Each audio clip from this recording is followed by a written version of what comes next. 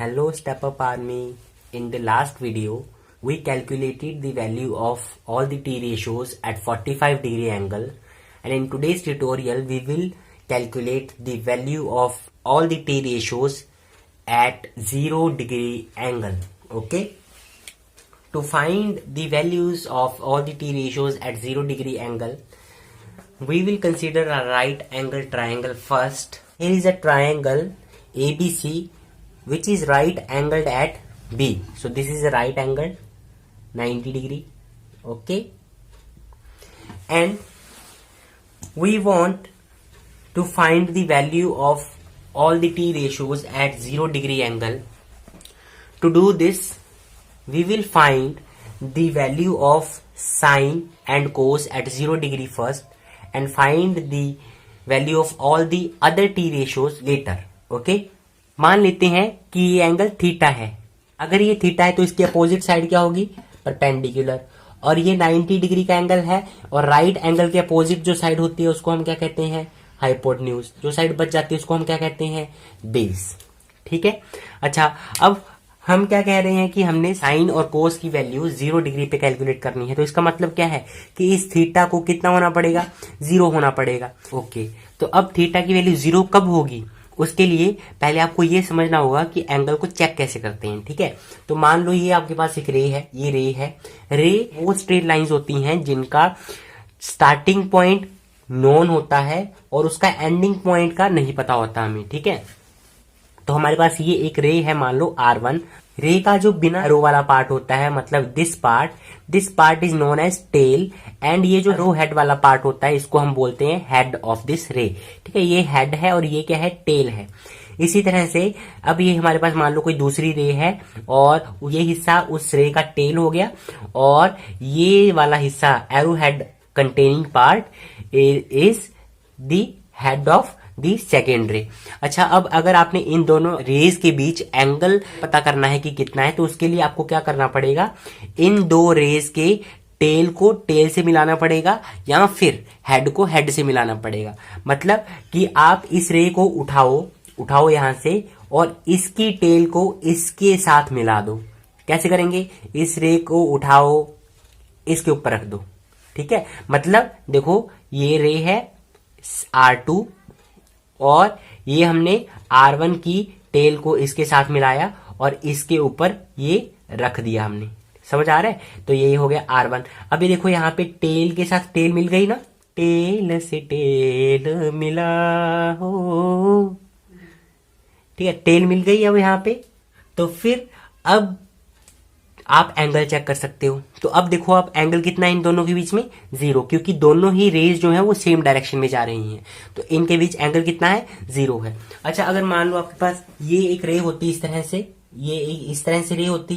ठीक है. ये R1 रे है और ये इस R1 रे का टेल और this part is head. And मान लो ये कोई सेकेंड रे है हमारे पास, इस तरह से बनी हुई है.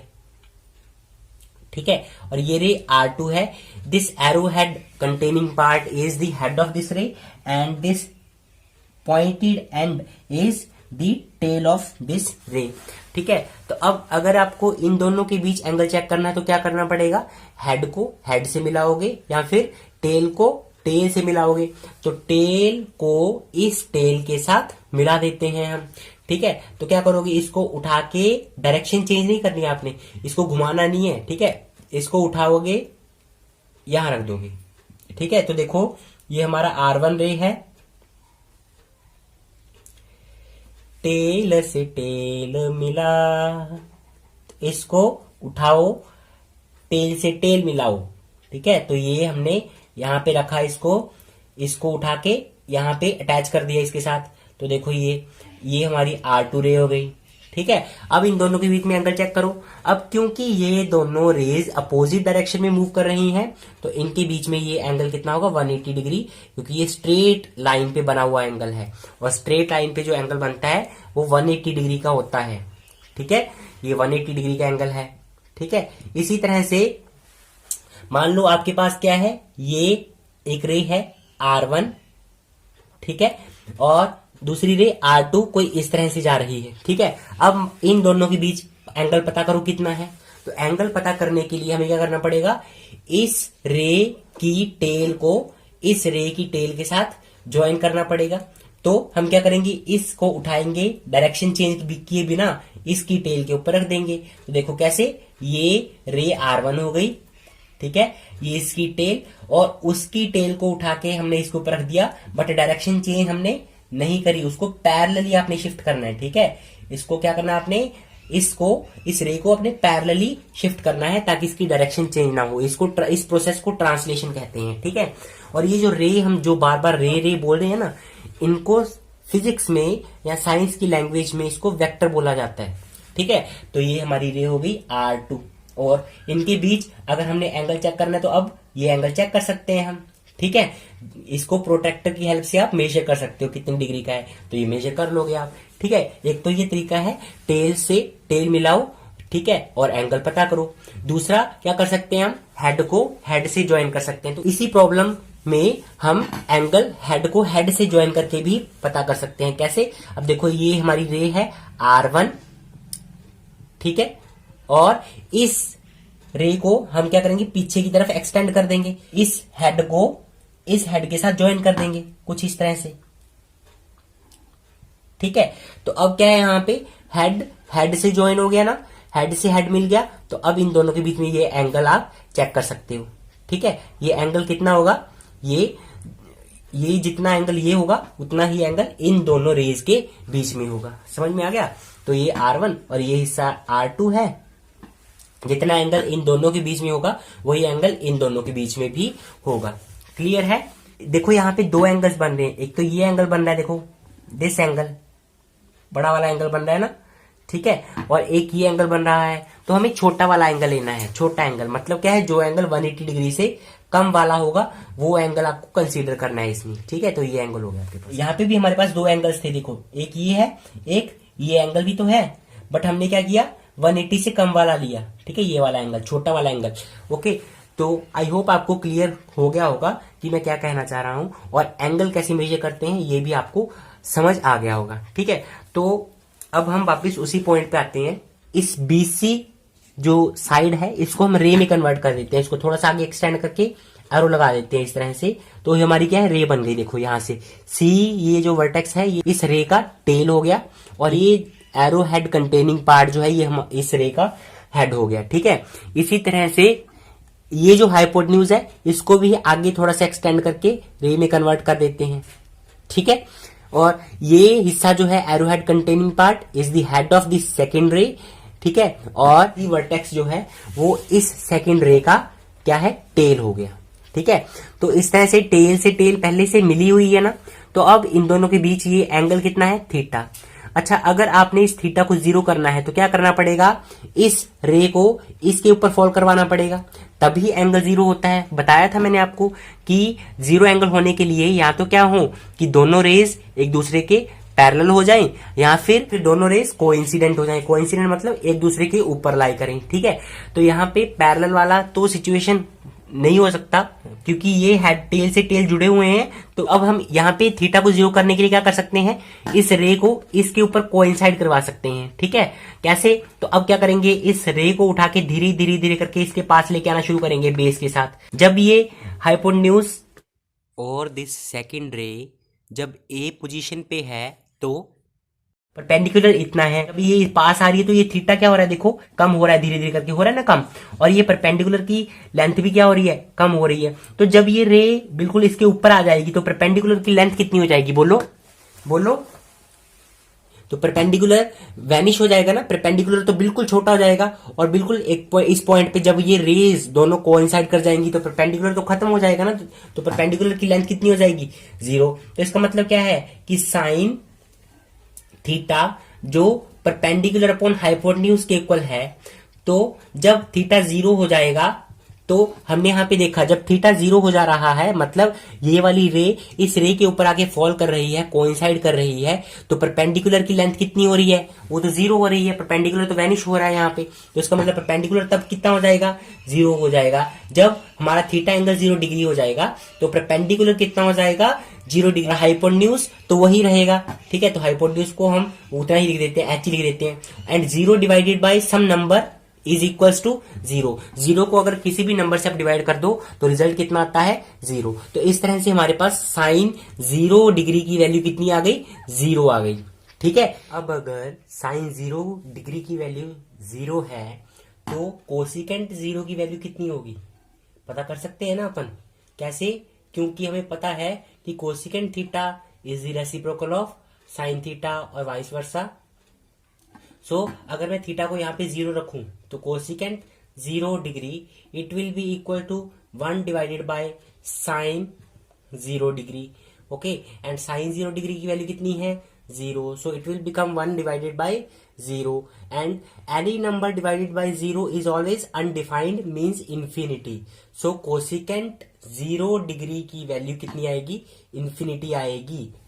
ठीक है, और एक बात आप याद रखेंगे, अगर आप किसी भी नंबर को 0 से अगर आप डिवाइड करोगे तो रिजल्ट विल बी अनडिफाइंड, मतलब इंफिनिटी होगा। ठीक है, इंफिनिटी क्यों इंफिनिटी क्यों कह रहा हूं, देखो यहाँ पे जैसे आपके पास कोई नंबर है, मान लो 2 है, 0 से आपने इसको डिवाइड करना है तो यहाँ पे हम डिवाइड करते हैं, वही प्रोसीजर हम यहाँ पे लगाते हैं। तो 0 की मल्टीप्लाई कितने से करोगे कि 2 आ जाए।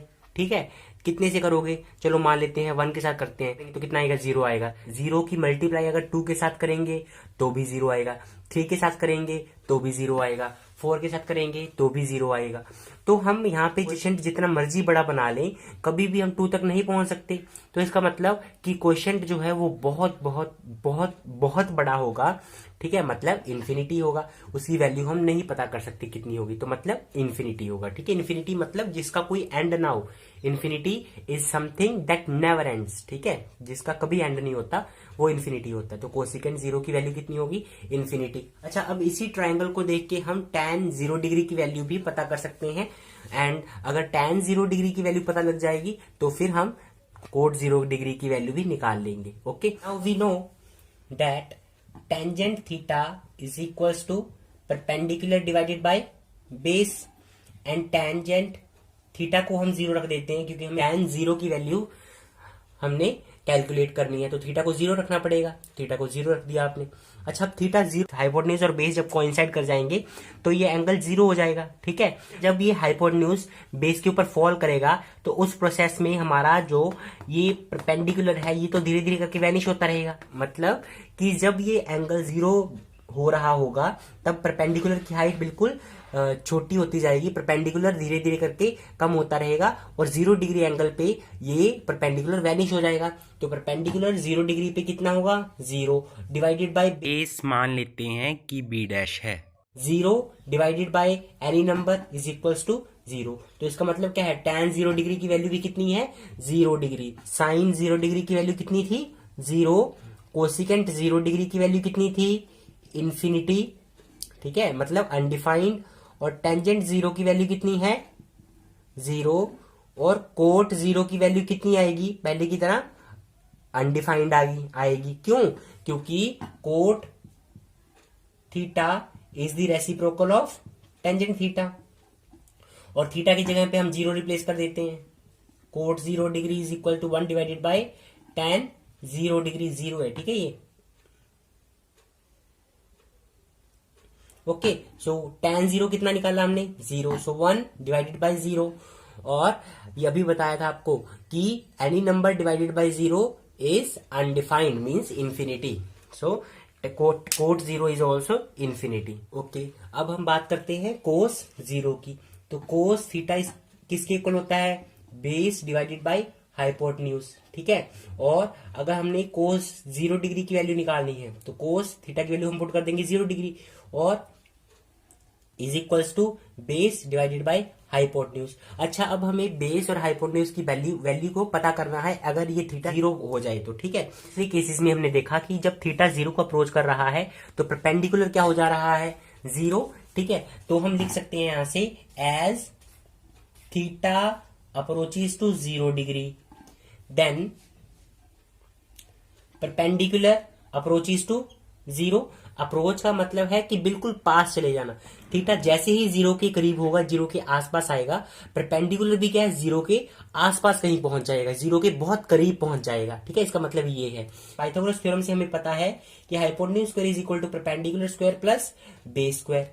ठीक है। तो अगर परपेंडिकुलर जीरो को अप्रोच कर रहा है तो इसका मतलब कि हाइपोटेन्यूज स्क्वायर किसको अप्रोच करेगा, बेस के स्क्वायर को, मतलब ये ऑलमोस्ट इक्वल हो जाएंगे। ठीक है, और इसका मतलब क्या है, हाइपोटेन्यूज और बेस जो है ऑलमोस्ट इक्वल होंगे, ये एक दूसरे को अप्रोच करेंगे। और अगर थीटा बिल्कुल जीरो हो गया तो हाइपोटेन्यूज और बेस जो है वो दोनों इक्वल हो जाएंगे। ठीक है, एक्सप्लेनेशन से एक तरह का एक रीजन जनरेट कर सकते हैं, एक इंट्यूशन ग्रो कर सकते हैं कि कोस 0 डिग्री की वैल्यू वही एक नंबर क्यों आया, बेस किसके इक्वल हो गया, हाइपोटेन्यूज के इक्वल होगा। इस वाले एक्सप्रेशन के अंदर हम क्या वैल्यूज पुट कर देते हैं, बेस तो बी है हमारा और हाइपोटेन्यूज किसके इक्वल है, हाइपोटेन्यूज हमारा बेस के इक्वल है, तो हाइपोटेन्यूज की जगह पे बेस भर देते हैं। तो कितना आ गया, ये 1 आ गया। तो इसका मतलब कोस 0 डिग्री की वैल्यू कितनी होगी, 1 होगी। ठीक है, now one thing I want to mention here is that कि एक्सप्लेनेशन देने के लिए ये पाइथागोरस थ्योरम का यूज किया है, ये बहुत ज्यादा अप्रोप्रिएट नहीं है इस केस में। क्यों,